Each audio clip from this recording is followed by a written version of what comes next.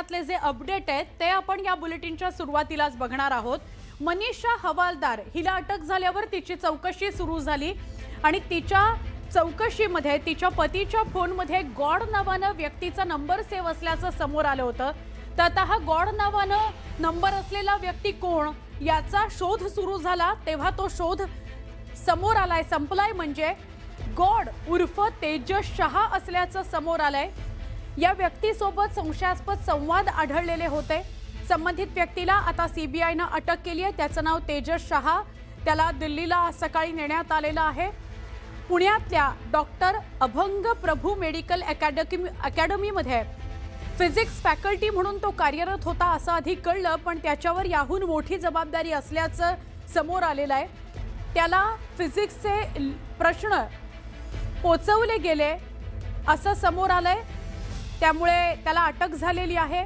त्याला मनीषा हवालदारकडून फिजिक्सचे प्रश्न मिळाले। तिने ते तोंडी त्याला सांगितले आणि त्याने नंतर ते लिहून घेतले आणि पसरवले अशी माहिती समोर येते। तेजस शहाच्या चौकशीतून मनीषा हवालदार आणि तिच्या पतीचा नीट पेपर फुटीशी संबंध उघड झालेला आहे। परीक्षेमध्ये नीटचे तेच प्रश्न आले होते जे तेजस शहाने आपल्या विद्यार्थ्यांना दिले असंही कळतंय। त्यानंतर हेच प्रश्न मनीषा हवालदारचे पती संजय हवालदारला त्यानं पाठवले अशी ही माहिती मिळते। तर या मनीषा हवालदारच्या पतीच्या फोनमध्ये गॉड नावाने जो नंबर सेव्ह होता तो तेजस शहा याचा होता। त्याला पोलिसांनी अटक केलेली आहे सीबीआयने।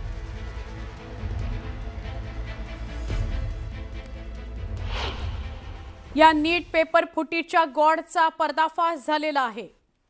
मनीषा हवालदारच्या पतीच्या फोनमध्ये गॉड नावानं नंबर सेव्ह आहे। गॉड म्हणून तेजस शहाचा नंबर असल्याचं स्पष्ट झालं। तेजस शहा पुण्याच्या अभंग अकॅडमीमध्ये भौतिकशास्त्राचा प्राध्यापक आहे असं कळतं। मनीषा हवालदारनं भौतिकशास्त्राचे प्रश्न तेजसला तोंडी सांगितले। मनीषा हवालदारनं सांगितलेले प्रश्न नीट परीक्षेत आल्याचं उघड झालेलं आहे।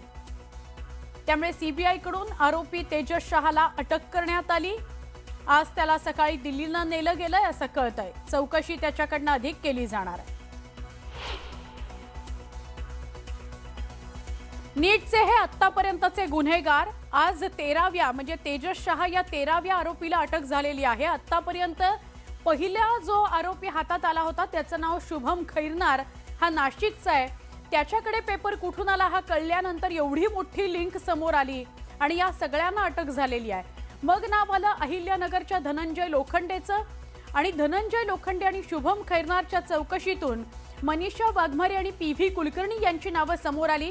लगेचच पीव्ही कुलकर्णींना लातूरमधून उचललं आणि पुण्यामधून मनीषा वाघमारे हिला उचललं। मनीषा वाघमारे खरं तर ब्युटी पार्लर चालवते, पण ती विद्यार्थी हेरायची आणि त्यांना पेपर पुरवायची, त्यांना तो विकायची। पीव्ही कुलकर्णी हा सगळ्याचा मुख्य सूत्रधार। त्यांनी प्रश्न पत्रिका लीक केल्या असं समोर आलंय। त्यानंतर आता अटक झाली पुण्याच्या मनीषा मांढरेला, स्वतः प्राध्यापक आहे। मग लातूरचा बिग बॉस समोर आला। आरसीसीचा सर्वे सर्वा 8 ठिकाणी ज्याचे क्लासेस आहेत असा कोचिंग क्लासचा संचालक शिवराज मोटेगावकर याने मात्र महाराष्ट्र हादरला। शिवराज मोटेगावकर आपल्या विद्यार्थ्यांकरता, ते सुद्धा व्हीव्हीआयपी विद्यार्थ्यांकरता पेपर प्रश्नपत्रिका या कुलकर्णीकडनं घेत होता। मग मनोज शिरुरे, ते स्वतः डॉक्टर आहेत, बालरोग तज्ञ आहेत, पुण्यामधून त्यांना अटक झाली। त्यांनी त्यांच्या मुलीकरता कुलकर्णीकडून 5 लाखाला पेपर घेतलेला होता। यश यादव, मांगीलाल बिवाल, विकास बिवाल आणि दिनेश बिवाल अशी 4 नावं नंतर अटकेत होती। गुरुग्राममधून यश यादवला अटक झाली। जयपूरमधून मांगीलाल आणि विकासला अटक झाली। हे दोघे भाऊ आहेत। जयपूरमध्ये आपल्या मुलांकरता 25 लाख देऊन यांनी 2025 मध्ये प्रश्नपत्रिका घेतली होती। हे कुलकर्णीच्या चौकशीतून समोर आलं। दिनेश बिवाल हा त्यांचाच मुलगा, त्याला अटक झाली। आणि शेवटून दुसरी अटक ती म्हणजे मनीषा हवालदारची। ही भौतिकशास्त्राची तज्ञ जी या समितीमध्ये होती नीटच्या, तिने भौतिकशास्त्राचे प्रश्न फोडले। ती मनीषा वाघमारे आणि मनीषा मांढरे यांच्या संपर्कात होती। आणि शेवटची अटक आजची पुण्याची तेजस शहाची। आमच्याकडे फिजिक्स फॅकल्टी म्हणून आहे गेले 4 वर्ष, बरोबर आहे। माझ्या माहितीप्रमाणे तो फक्त विचारायला गेला होता त्या मॅडमकडे की काही चॅप्टर्स जे जेई मेन मध्ये सिलेबसमध्ये आहेत इंजिनिअरिंगच्या, त्याच्यावर नीटमध्ये प्रश्न घालतात का, त्या चॅप्टरवरचे कोणते नाही, त्या चॅप्टरवरचे काही प्रश्न घालतात का.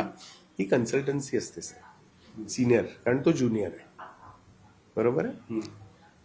हे जाणून घेण्यासाठी त्यांनी त्यांची कन्सल्टन्सी केला गेला, इंडिव्हिज्युअल कपॅसिटी, इन्स्टिट्यूट कडून नाही. तुमचा मुद्दा लक्षात आला माझ्या. तुम्ही त्यांना डिफेंड जरी करत असलात तरी मनीषा हवालदार ही जी आरोपी आहे, तिच्या नवऱ्याच्या मोबाईलमध्ये या शहांचा नंबर हा गॉड म्हणून सेव्ह करतात. ते नाही माहिती मला. त्याच्यावरती काही कम्युनिकेशन झालेली आहे, ज्याच्या आधारावरती टेक्निकल येईल ना एव्हिडन्स. सीबीआयने ताब्यात घेऊन मग बरोबर आहे. अटक केली. तुमच्याकडे चीफ ऑपरेटिंग ऑफिसर अशी पाटी इथं लावली. तुम्ही फक्त म्हणता फिजिक्सच्या फॅकल्टी आहे. चीफ ऑपरेटिंग ऑफिसरचा अर्थ असा होतो या इन्स्टिट्यूटचं सगळं कामकाज ते बघत होतं आणि तुम्ही एकदम सहज अंग झाडून टाकताय की त्यांनी त्यांच्या वैयक्तिक पातळीवरती. मी अंग झाडत नाहीये, कारण केस सबज्युडिस आहे, त्यामुळे मला याच्यावर काहीही कमेंट करायची नाही. मी मला जे माहिती आहे ते तुम्हाला सांगितलं, त्याच्यानंतर आपली वेट अँड वॉच सिच्युएशन असेल.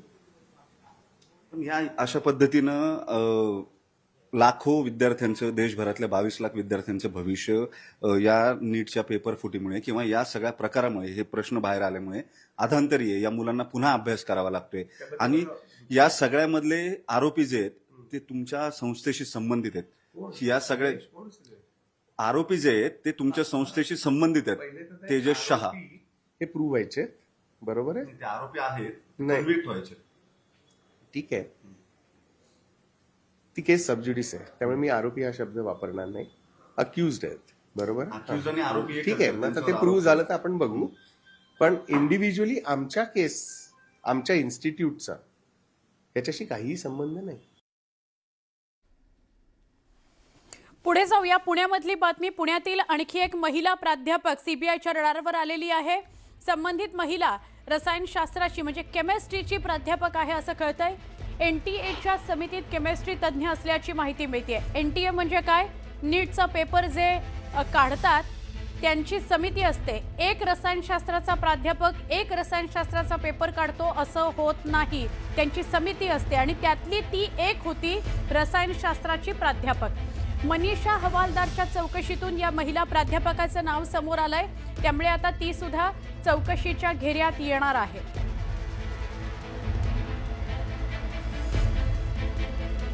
नीट पेपर लीक प्रकरणामध्ये मोठी अपडेट आहे. पेपर फुटीच्या प्रकरणात सीबीआयने अटक केलेल्या आरसीसी कोचिंग क्लासचा संचालक शिवराज मोटेगावकरच्या मुलाला सीबीआय साक्षीदार करण्याची शक्यता आहे अशी सूत्रांकडून माहिती मिळते. त्यामुळे मोटेगावकरच्या मुलाला सीबीआयने साक्षीदार केलं तर मोठी माहिती सीबीआयच्या हाती लागणार आहे. मोटेगावकरचा मुलगा हा अल्पवयीन आहे. त्याची पुण्यामध्ये चौकशी झाली होती, तेव्हा चौकशीमध्ये माझ्या वडिलांना म्हणजे या आरसीसीचा संचालक मोटेगावकरला फिजिक्स, केमिस्ट्री आणि बायोलॉजीचा पेपर परीक्षेच्या 10 दिवस आधीच मिळाला होता अशी कबुली त्यानं दिली होती. दुसरीकडे तपास यंत्रणांकडून लातूरमधल्या डॉक्टर शिरुरे याला सुद्धा कदाचित साक्षीदार केलं जाईल. त्याने त्यांच्या मुलीकरता 5 लाख रुपये देऊन पेपर विकत घेतलेले होते. तर त्यानुसार आता कबुलीनाम्याची पुराव्याद्वारे पडताळणी सुद्धा केली जाईल.